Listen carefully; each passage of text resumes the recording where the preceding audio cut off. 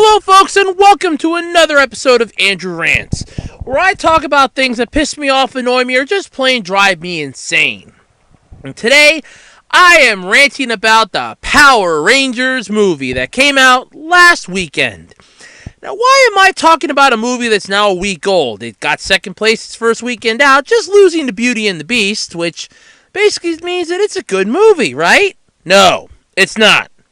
And I'm going to explain why as I rant about it.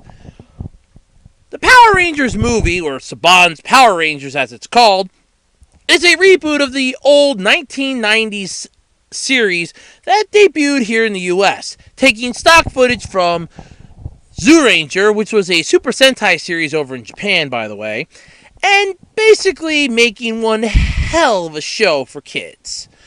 However, it was met with skepticism as parents were saying it was too violent for their children. They freaked out over Lord Zedd in Season 2, and let's just remember all the fun we've had since then. But the Power Rangers movie, to me, is just a gigantic waste of time.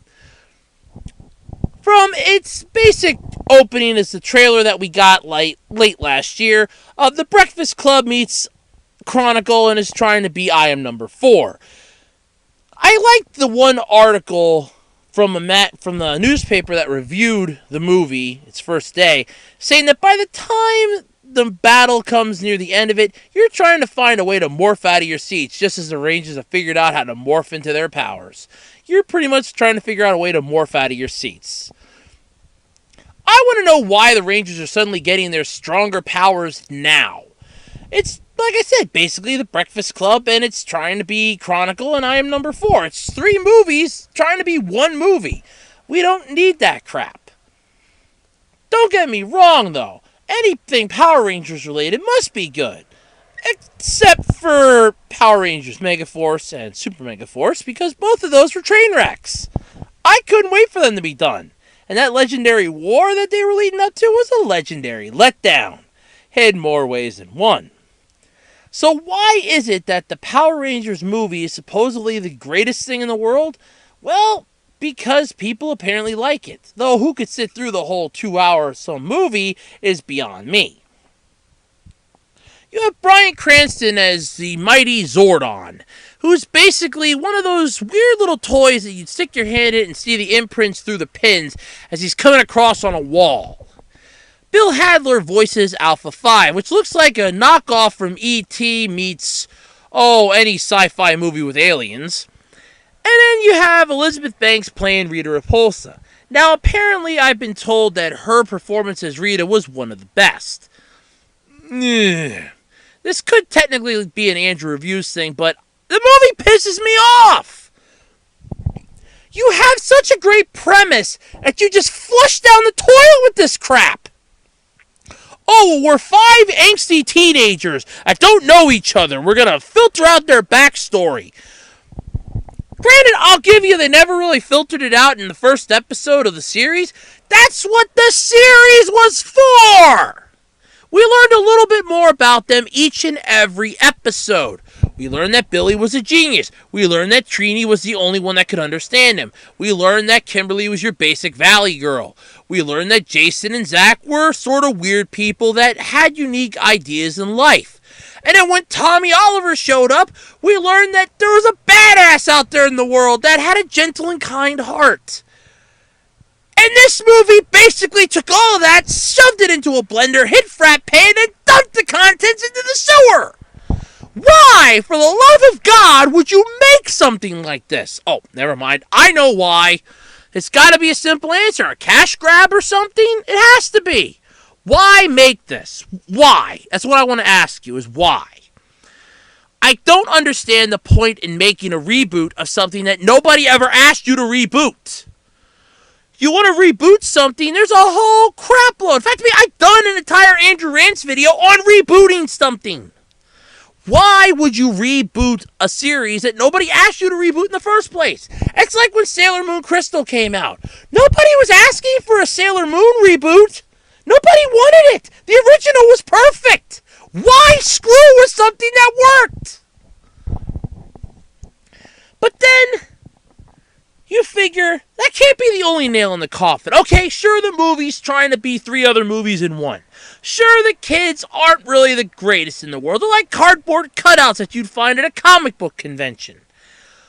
Okay, sure, Alpha 5 looks annoying and Zordon's basically a floating head. Bryan Cranston couldn't even save the Godzilla nightmare that came out in 2014. He wasn't really going to save this one either. Let's face it, folks.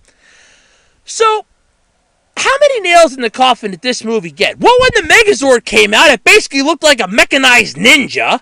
When you saw pictures of, oh, this is the Megazord, by the way. It looks like a mechanized ninja.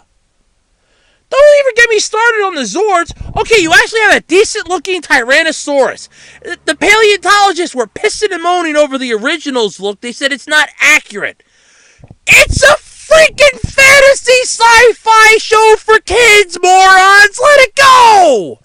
They're not going to know the difference for a while. Let them have an imagination. Then you have the Mastodon Zord. All the original Zords from the series actually looked like what they were supposed to, with the Tyrannosaurus being an exception.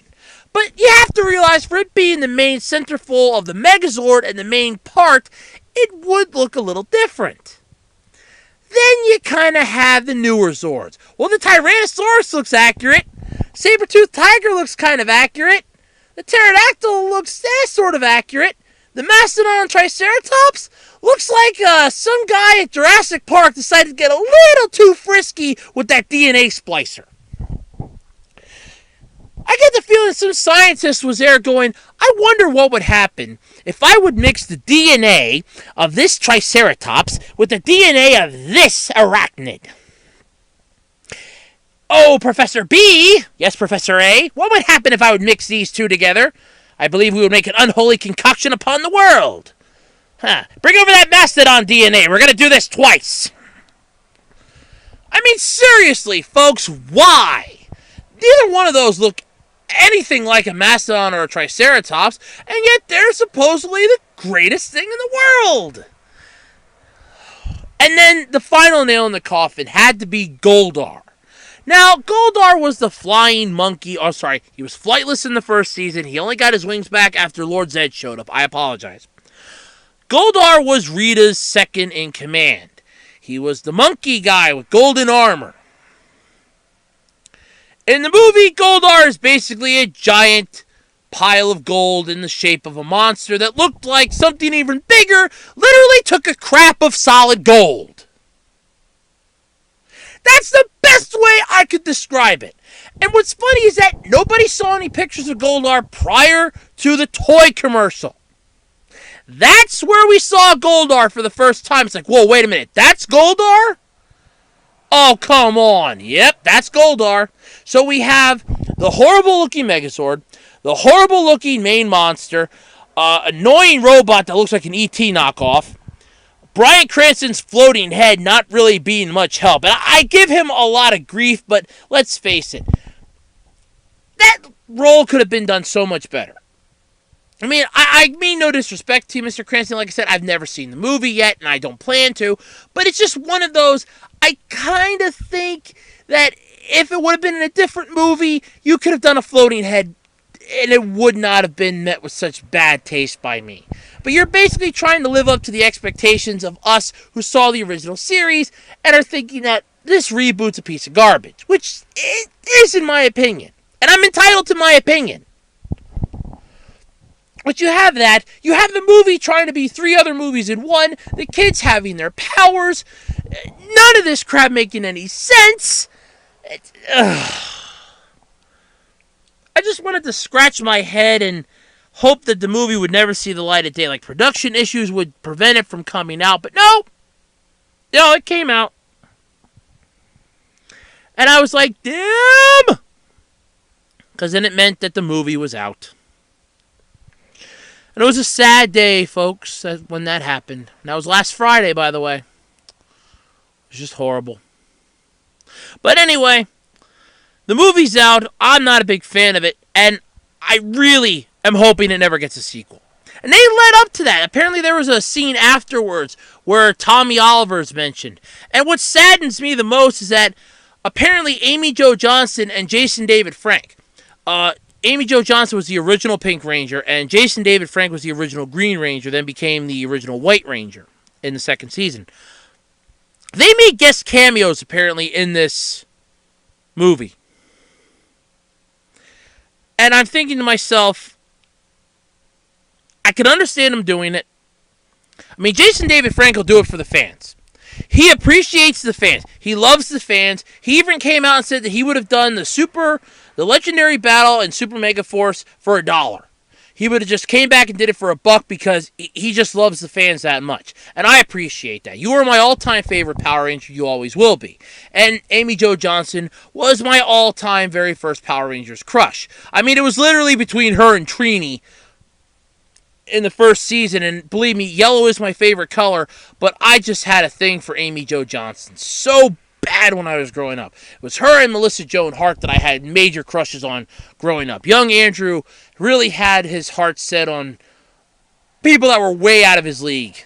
Big time. Way out of his league. But they made apparently cameos in the movie. There was an after credits scene where Tommy Oliver is mentioned, and I just did air quotes, I know you can't see it, but he's mentioned, and I'm thinking to myself, why? This is never going to get a sequel. It had a $105 million budget. Opening weekend, it barely cracks 40. I'll have to double check my math on that, and I'm probably off, but I know it didn't even make back half of whatever its thing was. It got beat by Beauty and the Beast for the second week in a row. So, I don't know. But tell me what your thoughts are on the movie. Is it good? Am I just nuts? Let me know in the comment section below. Hit the thumbs up or thumbs down button. Don't forget to subscribe. And check me out next time here on Andrew Rants. Bye, everybody.